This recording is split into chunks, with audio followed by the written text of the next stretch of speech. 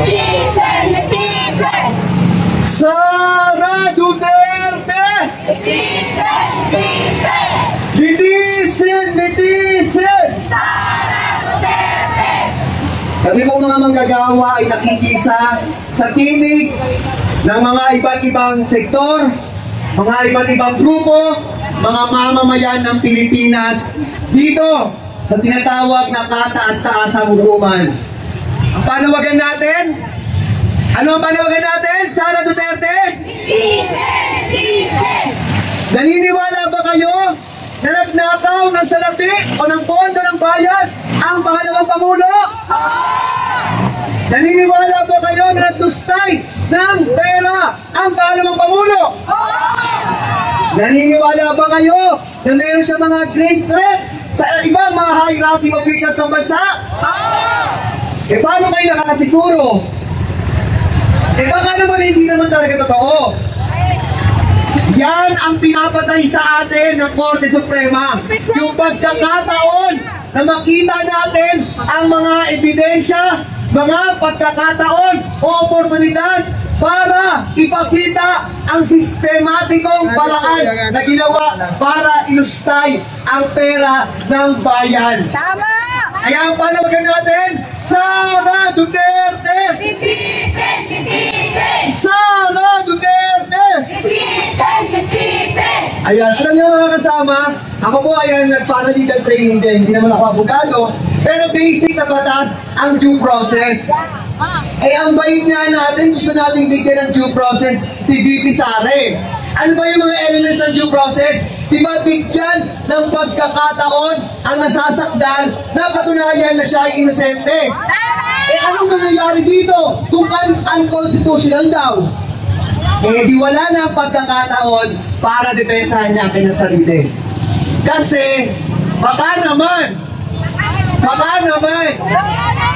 naman totoo kasi, di ba? Kaya gumagawa ng pamamaraan para hindi natingkit. Eh kasi naman, less than 3 years na lang, national elections na ulit. Eh kasi naman, ang taas ng ratings. So pagka nagkaroon ng trial, nagkaroon ng paglilitis, eh mga senador naman daw yung mga mag-hear at yung magpapatakbo. O di ibig sabihin, pwedeng bigyan ng fair treatment. Eh sa totoo nga lang, alam naman natin, kahit na magbotohan, kahit na pang-prove na totoong nag-commit ng mga matinding pagnanakaw sa salapi ng bayan, sa totoo lang, alam na natin ang resulta sa Senado. Pero ang mahalaga sa mamamayang Pilipino ay in-uphold natin ang ating saligang batas. Dahil ang saligang batas, yan ang alam natin magbibigay ng proteksyon sa atin. Tama! Simple lang di ba? Pagka hindi ka guilty, di patunayan mo. Tama! Di ba? Pag pinagbintangan tayo magnanakaw, ano ang natural nating response? Siyempre, magagalit tayo kung hindi totoo, pero didepensahan natin to, patutunayan natin. Eh bakit ayaw yata ni Sara Duterte at ng mga kasabot niya kung nasaan man? Tama! Eh kasi baka naman, di ba? Baka naman totoo. Kaya sana pakinggan kami ng Korte Suprema. Kasi ang tawag natin kataas-taasang hukuman. Yung mga kaso na tingin natin sa mababang mga korte, hindi tama ang mga desisyon, inaakyat natin sa kataas-taasang hukuman. Hoping na magkakaroon ng mas makatarungang pagdinig sa mga kaso. Eh paano kung ganito ang mga desisyon? Kami po ay kumakatok o nire-remind natin yung ating Supreme Court. Ang taas dapat ng degree ng credibility para sa ganitong institusyon. Kasi ito ang takbuhan ng mga manggagawa, ng mga mamamayan. Kapag tingin natin tayo ay naaabuso. Pero kung ganito naman yung klase ng mga desisyon, saan pa tayo pupunta? Kanino pa tayo magtitiwala? Kaya again and again, Justice! uulitin po namin, ang pera ng bayan ay pera ng mamamayan. Kaya may karapatan kaming maningil, may karapatan kaming malaman saan napunta Hirap na hirap ang mga manggagawang magtrabaho. Tapos malalaman natin, milyon-milyon kung kani-kanino napunta. Gawa-gawa mga pangalan. Again, pakinggan niyo po ang tinig ng mga mamamayan, ng mga manggagawa. Kaya muli ang aming panawagan, litisin si Vice President Sara Duterte. Baliktarin ang naging desisyon ng Korte Suprema. Igalang ang pagiging co-equal ng 3 branches of government at sundin ang saligang batas na forthwith dapat ituloy na ang paglilitis sa Senado. Kaya mga kasama, palakpakan po natin ang ating mga sarili.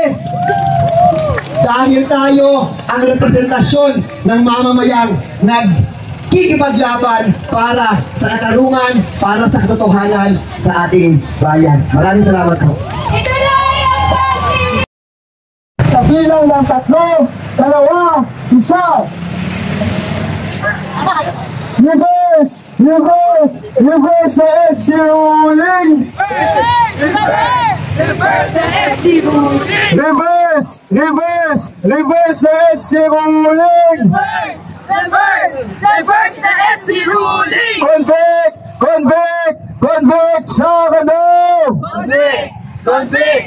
Convict! Sarano! Convict! Convict! Hindi ka lang ang ventilador sa mga classroom at nagsisiksikan sa iisang asilidad. Habang nagpapakasasa sa aircon na pasilidad at room, si Marcos Jr. at Sara Duterte. Ang mamamayan naman ngayon, diba? Kaya nakikita natin, ma-access lang ang basikong karapatan natin na healthcare. Kailangan pa natin pumila ng kanda haba-haba, diba? Hindi binibigay ang basikong karapatan ng taong bayan, hindi binibigay ang sapat na pondo sa taong bayan, at hindi binibigay ang sapat na pondo para sa mga basikong karapatan natin. Kung ganito na lang din ang datatnan ng taong bayan, walang choice kundi lumaban ang mga kabataan, ang mga scholar ng bayan at mga maralika, magsasaka at manggagawa. Kaya naman, nandito ang mga scholar ng bayan para ipanawagan na panagutin at litisin si Sara Duterte at bigyan ng grado si Marcos Jr. na 5. 5 dahil palpak at walang kwenta ang binibigay na serbisyo para sa taong bayan. At nandito kami para maging hukom ni Sara Duterte para agarang litisin at patalsikin ang magnanakaw, kurap at sinungaling at Sara Duterte. Ngayon, ang panawagan ng taong bayan, i-impeach, i-convict si Sara Duterte at panagutin si Marcos Jr. sa kanyang kasalaan. Muli, ang mga kabataan na dito para tumindig at lumaban para sa ating basikong karapatan, para tumindig para sa pananagutan at hustisya. Convict! Convict! Convict Sara now! Protect! Protect! Protect Sara now! Iskola ng bayan! Ayaw ngayon malaban! Ayaw ngayong malaban! Iskola ng bayan! Tama ang nasabi ni kasamang Dave mula sa PUP, no? Na dahil sa samot-saring mga panggigipit